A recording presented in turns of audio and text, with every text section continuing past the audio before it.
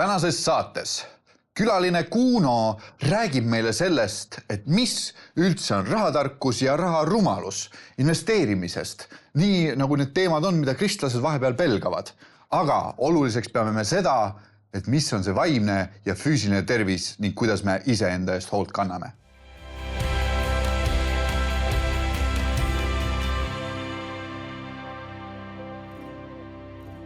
Tere tulemast vaatama ja kuulama saadet Meistritöökojas. Karl on minu nimi ja mul on hea meel öelda tere meie külalisele. Tere Kuno! Tere Karl!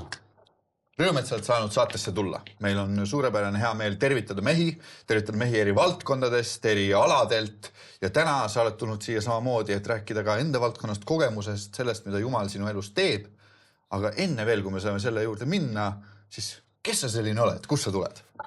Ja, aitäh kutsumast. Nagu sa ütlesid, ma olen Kuno, ma olen 40 juba, kui nüüd hakata järgi mõtlema. Ja ma olen selline, sageli kirjeldan ennast nagu hunt kriimsilm. Ma olen inimene, kellele meeldib teha hästi palju erinevaid asju. Et kui sageli me lähme kooli ja meile õpetatakse, et võtad selle ühe, et sa juba koolipõlves tead seda ühte ametit, mida sa nüüd pead, äärmisel juhul 2, siis mina olen siin selleks, et seda kõike kummutada.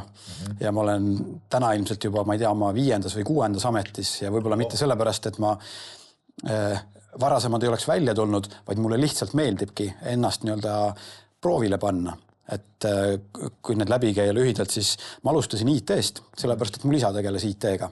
Ja nii nagu sageli IT-inimesed alustavad, ma võtsin ette arvutid, nende hoolduse kokkupanemise, sealt liikusin edasi tarkvara peale, serverite peale, siis tuli selline huvitav oma nii-öelda kodu ehitamise kord kätte, et me naisega olime just abiellunud, soetasime oma esimese kodu ja tuli mõte, et võiks selle kodu targaks teha, et mis asi see tark kodu selline on. Ja just sellest tuligi, et aga see on nii huvitav asi, et teeks sellest oma nii-öelda äri, teeks oma väljakutse. Et ma mäletangi, et oma kodu söögilaua taga istudes sai esimesi kliente kutsutud, nagu sageli need garaažides algavad igasugused erinevad ärid. Ja. Et ma sain nagu IT pealt minna targa kodu peale, koduautomaatika peale. Sealt omakorda viis mind tee sinna, et mind kutsuti juhtima paari ettevõtet. Üks hetk ma avastasin ka, et huvitav on see, et ma olen igat valdkonda teinud umbes 7 aastat. Et selline 7, siis järgmine 7, siis järgmine 7. Et kusjuures ise sattusin ükskord ka vaatama. Siis ma olen liikunud kinnisvara peale, et oma kinnisvara portfelli ehitanud. Ja nüüd täna kõige sellisem viimane asi on see, mis mul tegelikult on umbes 15 aastat kuskil kuklas olnud, et mind on tõmmanud aktsiaturud. Aga ta on kogu aeg olnud selline, ma näen, et siin on vaja panustada aega, et sellega tegeleda. Ja mul ei ole olnud nagu varianti. Aga nüüd, ütleme, 2 aastat tagasi ma sain omal asjad niimoodi ringi mängida, et võtta selle aja ja ma olengi üle 2 aasta nii-öelda tegelenud aktiivselt USA turu peal kauplemisega. Et väga, ühesõnaga, Jumal on mind aidanud ja suunanud niimoodi, et ma olen saanud tegeleda nende valdkondadega, mis mulle meeldivad. Tänu Jumalale. Stuudios olemine või kõigest rääkimine ei ole sulle kuidagi võõras mitte. Sa oled täitsa isegi TV3 siis podcastis käinud, sa oled mitmeid YouTube'i podcaste osalenud seal, rääkinud. Ja mis teema on see, mis on üldiselt läbi käinud siis? No minu puhul on läinud niimoodi, et nad sinna raha suunda lähevad. Et kas on see raha siis kõige kurja juur või raha armastus on kõige kurja juur. Et kõige selle ümber nii-öelda minu teemad käivad, et ma tunnen, et Jumal on mulle selle südamesse pannud. Aga on palju, mille olla tänulik ja mis kindlasti ei ole kurja juured, on see, mis on meie pere. Ja siin on sul pildid kaasas ka, et kes see tegelane siin paistab? See tegelane on minu väike kallis poeg. Mul on abikaasaga 2 last, on poeg ja tütar, et kahjuks tütar nüüd selle kaadri sisse ei mahtunud ära. Aga ilusti sealt esimesed pildid meilt juba abikaasa pilt jooksis ka läbi. Ja, me oleme, just oli 15 aastat abielu. Palju õnne. Aitäh, et oleme 15 aastat koos ja see on, ma nüüd üritan meelde tuletada meie talvine pilt, aga suvekodu juures selline kena ülesvõte. Väga kihvt. Kuidas sa üldse oled usu juurde tulnud? Oled sa sündinud kristlikusse perre? Millal sa tulid päästele? Ma tulin päästele või ütleme, et mind ristiti, kui ma olin 10, aga ütleme, kogu see teekond algas pihta umbes 7-aastaselt. Tegelikult umbes sellises vanuses, nagu ma praegu siin pildi peal olen. No nii. Et mul ma ütlen nüüd õnneks või kahjuks, aga vanemad lahutasid. Et miks ma ütlen õnneks või kahjuks on see, et mu suhtumine ellu on selline, et kui mingi olukord on juhtunud, mis on isegi nii-öelda kurb sisuliselt, aga ma olen sealt saanud nii palju õppetunde, mida enda elus ja enda lastega, enda abikaasaga teha teistmoodi. Et selles mõttes see õnneks pool on see, et ma üritan sealt võtta kaasa hästi palju kogemust. Et just kui kõik õpetab. Et just, tegelikult on, sest et meil on elus 2 varianti, et meil paljud asjad juhtuvad, osad on head, osad on halvad, aga me saame suhtuda nendesse nagu tegelikult kas positiivselt või negatiivselt. Et ma olen võtnud selle otsuse vastu, et ma üritan igasse olukorda nagu selles mõttes positiivselt, et sealt midagi vähemalt õpetlikku kaasa võtta. Just. Ja täna sa siis samamoodi lisaks tööle, lisaks sellele, mis sulle meeldib, investeerimisturul sa oled ja samamoodi ka kinnisvaraga tegeled, et see on nagu üks teema. Aga teine asi, mis on sulle väga südamelähedane, on see, et ka hoida iseennast. See, kes me oleme, pühavõimu templid. Just. See on, peaks ütlema just eriti viimase paari aasta jooksul saanud mul väga suureks teemaks. Et kuigi õnneks mu sõber Allan Kroll ajas mind juba, ma ei tea, 15 aastat tagasi trenni ja ütleme sellest hetkest ma ei ole trenni ära lõpetanud. Aga kindlasti ma suuresti siis käisin trennis sellepärast, et hea sõber soovitas ja mõnus oli koos käia, eks ikka selline kambavärk. Ja, väike vendlus. Just. Aga ma olen viimasel hakanud mõtlema üha rohkem selle peale, et nüüd õe käest sain hea näite. Õde on mul südamearst ja ta tõi sellise väga mõtlema paneva näite. Et kui meil on näiteks maratonijooksja, kes ütleme, kahjuks tal mitu halba asja langeb kokku ja ta saab insuldi, siis maratonijooksjana on suur tõenäosus, et pärast seda insulti, kui ta ennem jooksis 10 maratoni aastas, siis ta jookseb võib-olla 5 maratoni aastas. Ehk tema keha on piisavalt tugev, sealt on nagu ressurssi nii palju võtta, et ta saab taastuda paremini ja ta saab hiljem oma elu paremini edasi elada. Aga nüüd, kui on inimene, kes ei jookse üldse maratoni, ta üldse liigub vähe ja saab insuldi, siis on kahjuks suur tõenäosus, et pärast on ta voodis. Ehk see on üks asi, mis ma mõtlen, et iga televaate võiks endale jätta nii-öelda, et see teadmine on meil nüüd täna olemas ja mida me sellega edasi teeme, on puhtalt meie valik. Ja. Et meil kõigil on 24 tundi päevas. Meil on, me võime selle teema üle vaielda või mitte, aga võimalusi võtta mingit hetke ja natukene ennast liigutada tegelikult saab igaüks. Mitmed on seda kolmikuteks jaganud. 8 tundi magamiseks, 8 tundi tööks, 8 tundi kõigeks muuks. Just. Ja see on ka üks asi. Aga ma saan aru, et muid valdkondi su elus on veel, et sa oled ka Kaitseliidus. Ja, ma olen ka Kaitseliidus, seda nüüd suuresti jälle peale Ukraina sõja algust, kui Venemaa sisse tungis. Et ma tundsin vajadust, et ma tahan enda poolt teha kõik, et ma suudaksin oma peret kaitsta. Et selle, just kui sõda algas, siis me käisime sõbraga piiri ääres neid põgeneid ära toomas. Ja üks perekond, kelle me peale saime, seal oli kõige noorem laps oli umbes 3-4 aastane. Ja kõige vanem oli vanaema või vana-vanaema, isegi neil oli 90 midagi, neid oli 8 tükki meil autos. Ja lihtsalt, mis nad ütlesid, et tegelikult keegi ei uskunud. Et rahulik päev, toimetasid oma tegemusi, järsku oli olukord. Et ma mõtlesin, et ma tahan enda poolt asjad viia nii kaugele, et ma loodan, et midagi ei juhtu, aga mis iganes juhtub, mina olen kohe valmis oma peret, oma riiki kaitsma seal, kus vaja on. Ja ühesõnaga sealt algaski minu selline Kaitseliidu suhteliselt aktiivne teekond. Väga vinge. Ma arvan, et see on nagu, mulle meeldib, et see on õilas. Ma arvan, et see on väga nagu selles mõttes puhta südamega seda teha, mõelda sellele, et see on oma pere, kelle kaitseks ma astun välja, aidata neid, kes on hädas.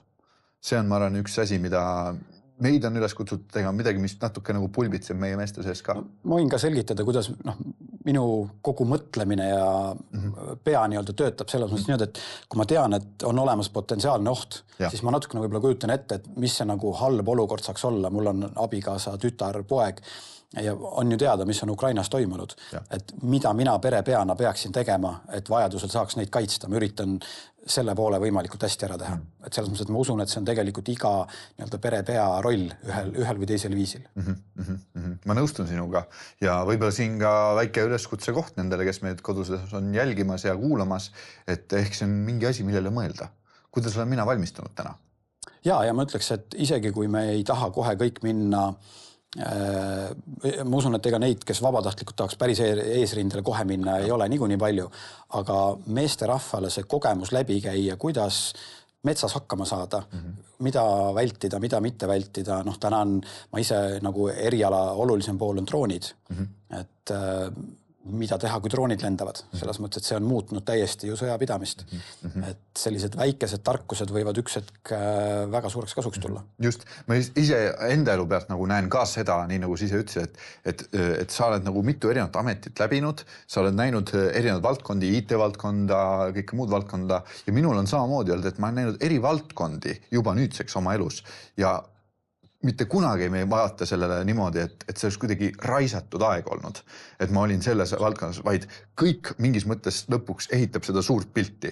Jumalal on mingi suur plaan, mingi põhjus, miks me elame niimoodi ja kui me tema tahtmist mööda elame ja küsime talt juhtimist oma ellu, tarkust oma ellu, siis tihtipeale niimoodi saab, et need asjad, mis meil kunagi on olnud, saavad meile kasuks kunagi hiljem elus. No, ma võin ka rääkida, et minul sellega oli jälle selline moment tegelikult, et ütleme, ma olen küll noorest saati olnud selline püsimatu. Mind ei saa nagu panna üht asja tegema kasti. Et selline, ma olen väga halb liinitöötaja, kui ma peaks seda tegema. Aga ma mingi hetk, kusjuures paar aastat tagasi jõudsin sinna, mõtlesin, et aga äkki ma peaks ikkagi oma elu elama teistmoodi. Et ma olen nagu kogu aeg nagu tõmmelnud, et äkki ma peaks valima ühe asja. Aga siis oli huvitav, et ma jõudsin piibli lugemises kuningas Saalomonini.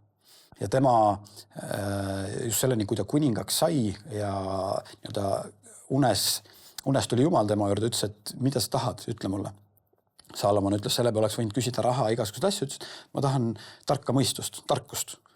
Ja kui sealt edasi vaadata, Jumal ütles, et ma annan sulle nii palju tarkust, nagu mitte kellelgi ei ole olnud ja pärast mitte kellelgi teisel ei ole ka, mis on minu meelest hästi huvitav. Raha kohta ütles ta teistmoodi. Raha kohta ütles, et kellelgi pole nii palju raha olnud, kui sina said ja praegu sinu ajal ei ole. Aga millegipärast tarkuse kohta ütles ta, et näed, pärast ka ei ole. Et ühesõnaga, et talle anti seda tarkust nii palju. Ja siis kui edasi vaadata, mida ta kõike tegi, et ka ärilises valdkonnas ehitas linnasid, laevandus, kaubandus, seal oli põhimõtteliselt võib öelda isegi konsultatsioonid, et tema juures käidi, talle toodi seal kulda hõbedat ja siis ta jagas nii-öelda oma tarkuse sõnu. Ta on kirjutanud ju õpetussõnad meile ja selles mõttes, et tegelikult täiesti uskumatu, kui palju nagu ühel mehel erinevates suundades on. Ja sealt ma hakkasin ka mõtlema, et tegelikult minu see selline erinevate asjade vahel tõmblemine ei olegi nagu halb. Ma pean seda lihtsalt teadlikumalt tegema. Ja kui ma selle nagu mõtte endale pähe võtsin, tegelikult ma olen ainult mingis mõttes võimendanud seda ka positiivses suunas. Ehk ma olen hakanud valima, et sellist nagu rämpsu infot teadlikult välja jätma, ehk mitte koormata pead sellega, aga selliseid vajalikke asju juurde õppima. Ja ma avastasin, et tegelikult see on uskumatu, kui palju inimese aju on suuteline vastu võtma. Et jällegi väljakutsesid võib-olla kõigile, et julgelt muidugi hinnake, mis valdkonnas, mida te õpite, aga pange ennast proovile, et õppige juurde lisa asju. Tegelikult on väga huvitav. Seda ütleb ka piibel, saage targaks. Just. See on väga piibellik selles osas ka, et me hariksime ennast. Ma arvan, et nagu selle koha pealt ka, mida mina olen nagu näinud ja kokku puutunud, siis tihtipeale kristlased, mitmed õpetajad, kes on, mitmed teoloogid, kes on ka väga haritud inimesed. Et nad on selles vallas väga selgelt võtnud suunad ja ennast lasknud õpetada. Nad on igatsenud seda oma ellu. Ja ma arvan, et see on üks hea igatsus, mida omada. Aga nüüd viskaks kohe üles, et mis on, ma ütleks tänapäeval selline üks suuri kurja juuri, mis takistab meil seda. On meie nutitelefon. Et ma olen vaadanud ja selles mõttes, et käsi südamel ka ise olnud igal juhul selle nii-öelda küsis. Et kui käia ringi koolimajades, käin enda lastel järgi, siis kui sa vaatad esimese klassi lapsi juba vahetunnis, nad käivad koridoris ringi niimoodi, et nad ei näe sind ja telefon on käes, et see päris kurb on, mis toimub. See pilt on tänaseks muutunud. Ja ma olen ise vaadanud meil kodus mingi hetk samamoodi, tuled koju, mõtled, et ma olen päevast väsinud, tahaks puhata, lähen viskan diivanile, võtan telefoni ette, aga see on nagu, mingi hetk ma sain aru, see on nii vale arusaam puhkusest, sest et ainuke asi, mis seal sarnaneb puhkusel on see, et tõesti ma olen diivani peal pikali, aga kõik see muu asi tegelikult töötab vastu. Et selle, mida rohkem saab välja lükata, on ainult kasuks tuleb tegelikult. Ma nõustun sinuga, tuli diivanitest juttu, tahaks kohe isegi istet võtta. Aga kuna üks põnev asi, mis selle kõigega läheb kokku, on see, mis puudutab nii nagu sa oled käinud rääkimas investeerimisest, sa oled rääkinud rahatarkusest ja tegelikult, eks ole, on tekkinud ka võimalus rääkida TV7 sellel samal teemal. Ja võib-olla korraks nagu tulla selle nii-öelda saateformaadi juurde ka, mida sind on kutsutud tegema, et mis üldse on rahatarkus ja kui sa lühidalt oskaksid mulle paralleelina tuua, et mis see raharumalus selline on? Jah, see teema läheb sinna juurde, et mul on Jumal südamesse pannud mingil põhjusel selle ühesõnaga kogu raha teema ja ma näen, et tänapäevane just seesama sotsiaalmeedia õpetab meile minu jaoks seda raharumalust, sest et mis meil prioriteet on? Tahaks 20-selt pensionile minna, tahaks, et siis oleks oma esimene, ma ei tea, superauto olemas, Lambo või Ferrari ja tahaks elada kuskil palmi all. Piibel meile seda ei õpeta. Piibel õpetab, mis esimese Moosese raamatus, kui Aadam ja Eeva pattu tegid, mehele öeldi, et sina pead tegema palehigis tööd ja kusjuures mul ei ole sellega mitte mingit probleemi. Tegelikult mulle meeldib asju teha ja ongi raske vaheti. Aga selles mõttes, et mina võtan seda nii pandi meile peale ja selles mõttes, et ei ole vaja vaielda või vaidlustada, mis iganes seda. Et ühesõnaga, ma arvan, raharumalus on see, et kui me keskendume ja seame raha endale nii-öelda liiga olulisele kohale, et meie ainuke eesmärk ongi lihtsalt teenida raha. Et kihvt on see, et tänapäeval paljud ikkagi suur ettevõtjad tulevad ka sellega juba välja, et kui tehakse mingid tooted, isegi kui võtta iPhone, siis Apple'i tegevjuht mingi hetki sa ütles, et kui sa kasutad oma aega telefoni ees olles rohkem, kui sa suhtled inimestega, nagu otse, siis on midagi juba valesti. Aga nemad oma töös on samamoodi võtnud, nende eesmärk ei ole lihtsalt teenida raha. Nende eesmärk on lahendada ära mingisugused probleemid, mingid olukorrad teha kiiremaks, mugavamaks. Et see on kihvt, et suured ettevõtte juhid tulevad samamoodi välja sellega, et ärge keskenduge rahale, keskenduge mingi probleemi lahendamisele. Ja samamoodi on minul, et mina, mis ma teen kinnisvaraga, mis ma teen aktsiatega, eriti mulle meeldib tegelikult nüanss aktsiate puhul. Just kui ainuke põhjus, miks sa seda teha saad, on tegelikult teenida raha. Sa ei loo otseselt mingit lisaväärtust. Aga minu mõte on see, et ma tahan võtta aktsiamaailmast iga aasta lõpus 10% ja suunata selle tagasi koguduse töösse. Ülejäänud raha läheb järgmisele ringile kasvatamisele, et saaks järgmine aasta võtta rohkem selle 10% näol välja ja suunata tagasi. Et ma arvan, et see on selles mõttes nagu suunaga rahatarkuse poole, aga kui mõtleme ainult küüned enda poole, ainuke elu eesmärk on, et saada rikkaks ja jõukaks, see on pigem see raharumalus. Jah, see läheb nagu sinna valda, eks ole, et see on ebajumalus isegi. Et rahast võib saada väga selgelt ebajumal, kedagi, keda mina teenin või isegi võib-olla võiks öelda, et kelle küüsis ma olen.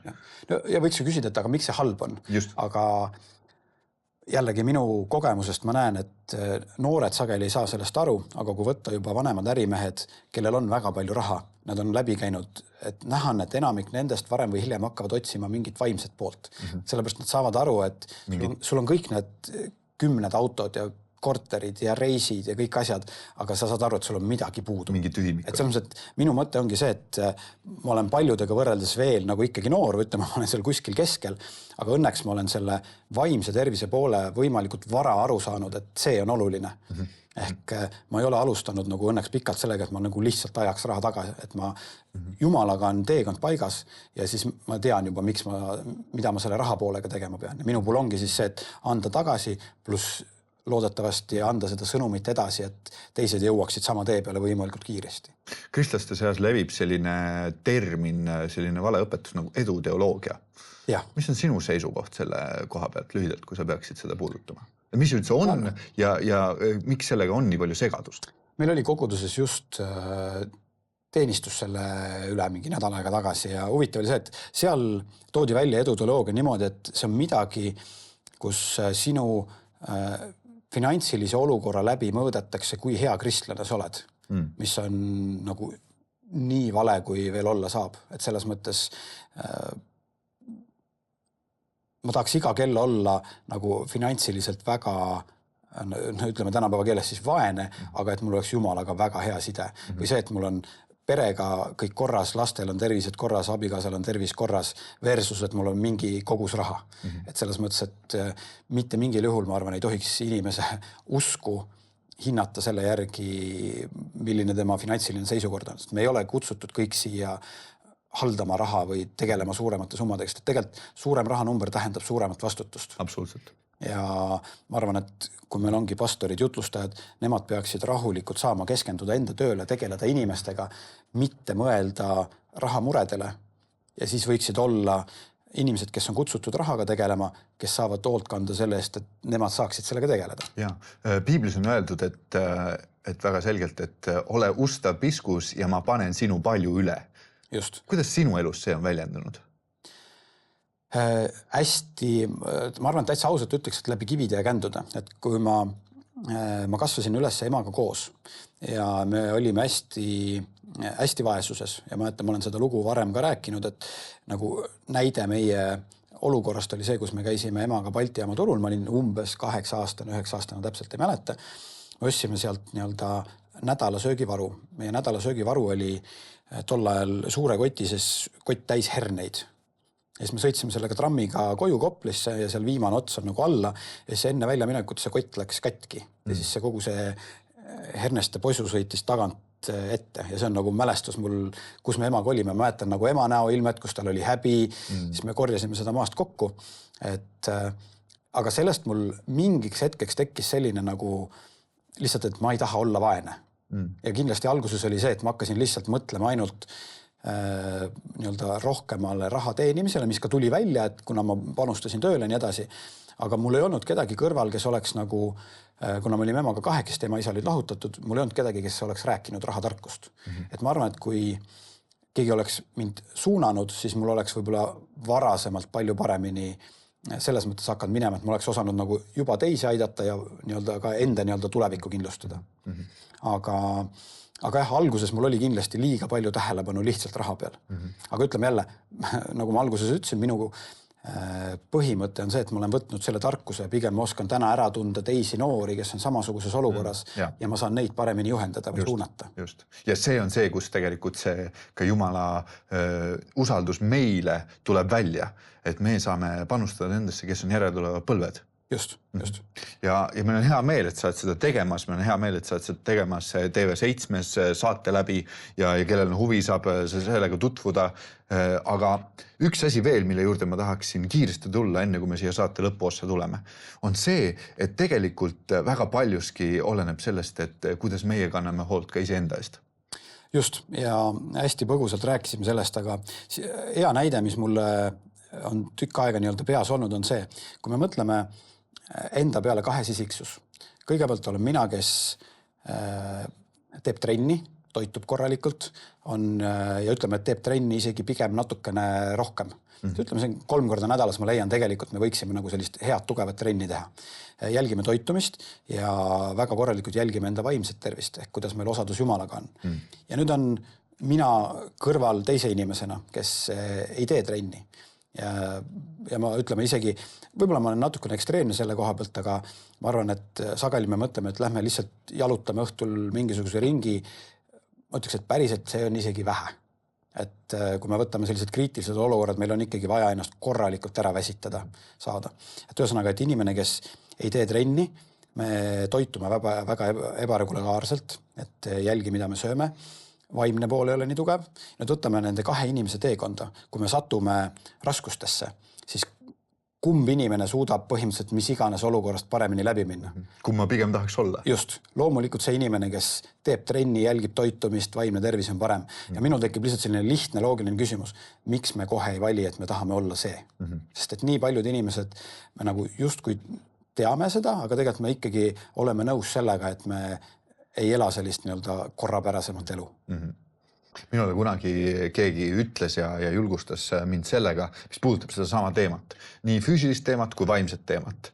On see, et kui mina võtan ja mina saan Jumala lapseks, ma võtan pühavaimu vastu, ma võtan vastu pääste, siis pühavaim tuleb, elab minu sees.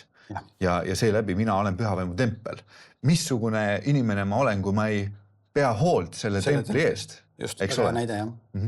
Et see on nagu see mõte ja ma arvan, et mis siit nagu sinu loost ja sinu elust on välja kajastunud, on ka see, et sa oled seda teinud ja tulevad ka need viljad sellele, et me suudame rohkem, me püsime, me oleme stabiilsemad, aga nüüd on võib-olla see küsimus kiiresti siia lõppu, et kui ma ei ole sellega alustanud, või ma tunnen, see rong on nagu ammu läinud.